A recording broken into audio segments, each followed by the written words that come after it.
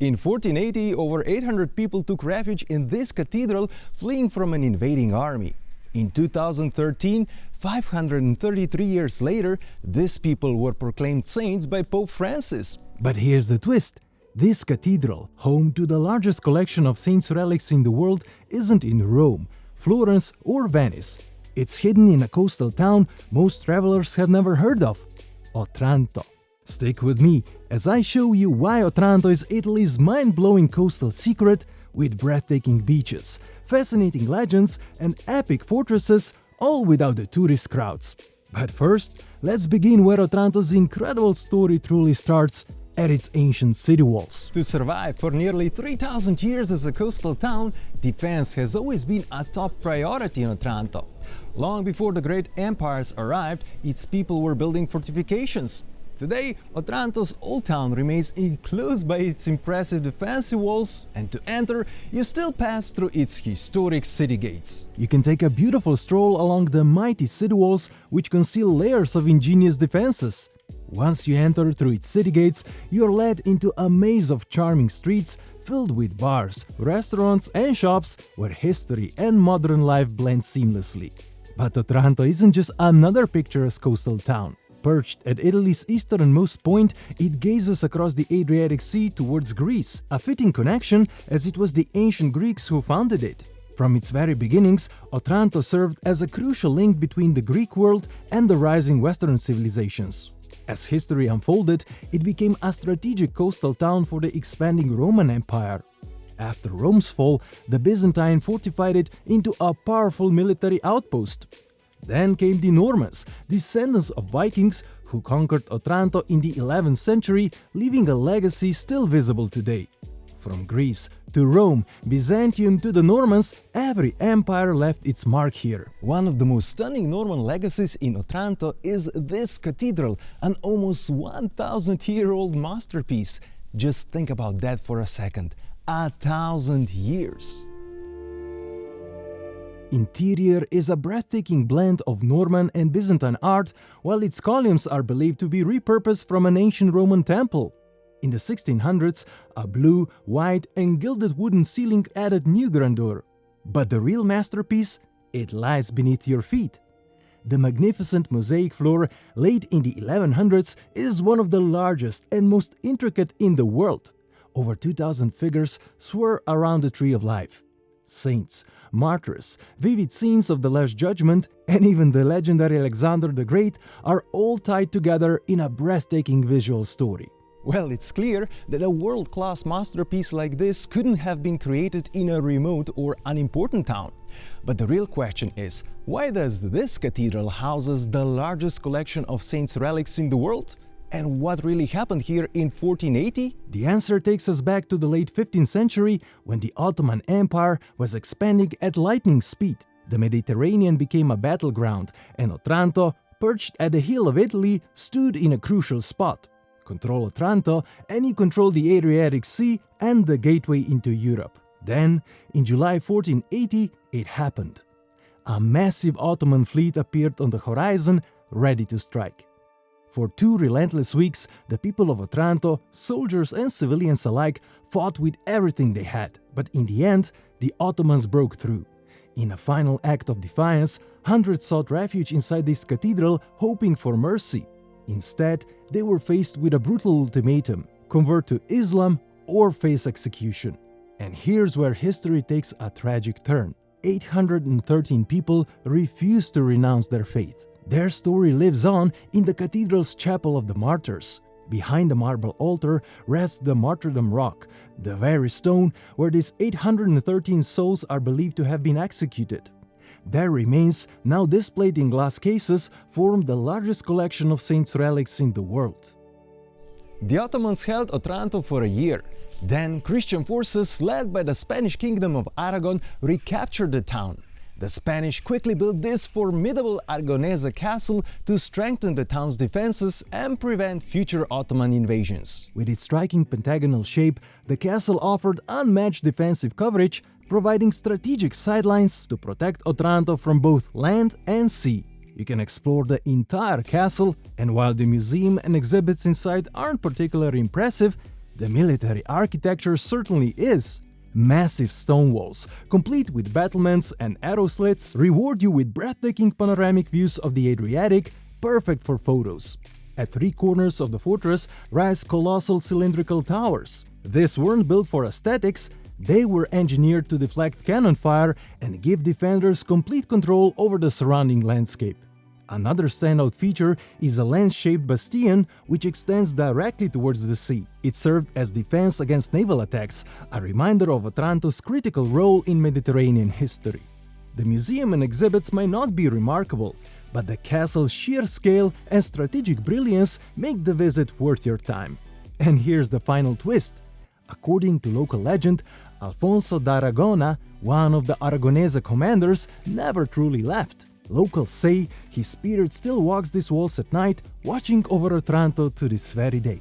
But Otranto was so important that the Spanish decided to build another massive defensive tower, and this one is very unusual in its shape and name, Torre Matta, or Crazy Bastion. For a town of Otranto's size, such massive fortifications were unusual, highlighting just how strategically important Otranto truly was. The Torre Matta offers great panoramic 360 views and stands out with its unique design, an internal cylindrical tower encased within a square outer structure. This dual-layered construction was uncommon for the time, which may have led locals to nickname it Matta, meaning crazy in Italian, because of its unconventional and bold appearance. However, just as these mighty fortifications were receiving their final touches, Columbus discovered the New World. Otranto's strategic, economic and political importance began to fade as European geopolitics shifted towards the oceans and new trade routes didn't include the Adriatic Sea. This once crucial coastal town, so strategic since the birth of Western civilization, gradually became forgotten. Mighty defensive towers and walls now serve as a lovely promenade. Small seaport, once a vital center for the Romans and a natural point of trade with Greece, now caters to tourists in the summer and serves local fishermen during the off-season. And the seafood? Oh, it's so incredibly fresh and delicious around here. Even the fast food here is next level. It's fresh, delicious and straight from the sea. You have to try Frittura di Pesce, a golden crispy mix of small fish, shrimp and calamari, lightly battered and fried to perfection. It's the kind of seafood feast you'd expect in a fancy restaurant, but here you can grab it right from this popular seafood stand and eat like a local. Simple, fresh and absolutely delicious. You'll also find plenty of fresh, delicious seafood on every restaurant menu around here. And since this is Italy, you can't leave without trying one of the most iconic local pastas, orecchiette, named after the distinct ear-like shape. This beloved pasta is served with a variety of sauces, but to truly embrace the coastal flavors, go for a seafood sauce like the one with fresh shrimp. The tender pasta perfectly holds the rich, flavorful sauce, making it a must-try dish that captures the essence of local cuisine. But in summer, these restaurants get packed as Otranto comes alive with Italians drawn to its lovely beaches and crystal-clear sea. The Lungomare or sea promenade stretches along the bay, providing stunning views of the Adriatic. Nestled between the promenade and the sea lies Spiaggia Gradoni, a charming public sandy beach named after the large stone steps, Gradoni, that lead down to its inviting shoreline. It's the perfect spot to soak up the sun, take a refreshing dip, or simply admire the stunning coastal scenery. Although the beach can get crowded during peak tourist seasons, it offers beautiful views of Otranto's old town. At the far end of the beach stands the charming 17th century chapel of the Madonna of the High Sea. For those seeking a more secluded spot, a small path beneath the chapel leads to a quieter section of the beach, perfect for a more laid-back experience. Here, you can bring your own towels, umbrellas, and picnic supplies. Even the beaches around Otranto come with their own stories. Just a few kilometers north of the town lies one of the most beautiful and historically important spots, Baia der Turchi, or Bay of the Turks. According to local legend, this was the landing point for Ottoman forces in 1480, from where they launched their attack on the town. Nestled within a protected natural park, the beach remains nearly untouched by development. It boasts soft white sand and crystal clear turquoise waters. The gentle slope of the seabed makes it ideal for families with children. Surrounding the beach, rugged cliffs are blanketed in lush Mediterranean vegetation. Not far away lies a long and narrow stretch of stunning white sand beaches, often regarded as some of the best in the region. Alimini Beach is famous for its fine sand, clear turquoise waters, and natural dunes. The gentle slope into the sea makes it ideal for families, while the occasional winds draw windsurfing and kitesurfing enthusiasts. Just a heads up, during peak summer, this paradise is filled with sunbeds. Right behind the beach lies a serene pine forest, home to 2 seawater lakes that are also fed by numerous freshwater springs. This rare combination creates a unique ecosystem, supporting a rich diversity of birds and plant life, perfect for wildlife enthusiasts. About 5 kilometers or 3 miles southeast of Otranto is the easternmost point of the Italian mainland, marked by a lighthouse. This serene spot is where the Adriatic Sea meets the Ionian Sea, offering stunning views. On clear days, you might even catch a glimpse of Albania's coastline.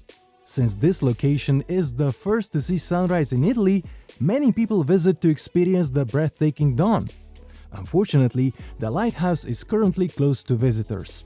Otranto is a hidden coastal gem overlooked by the crowds, but rich in warm Italian charm, incredible history, and stunning coastline. While exploring its captivating history and remarkable architecture, I found that some sites could do a better job presenting Otranto's fascinating story and showing more content. A bit more effort could also be made in making remarkable places like the lighthouse and the interior of the crazy Bastion accessible to visitors. But despite needing a few tweaks, Otranto more than makes up for it with its relaxed atmosphere, breathtaking architecture free from the hustle and bustle, pristine natural beauty, and beautiful beaches. Be sure to check the description below for my top recommendations and tips on what else you can do in this beautiful area. Let me know in the comments what you love most about Otranto, and of course, don't forget to subscribe for more exciting discoveries.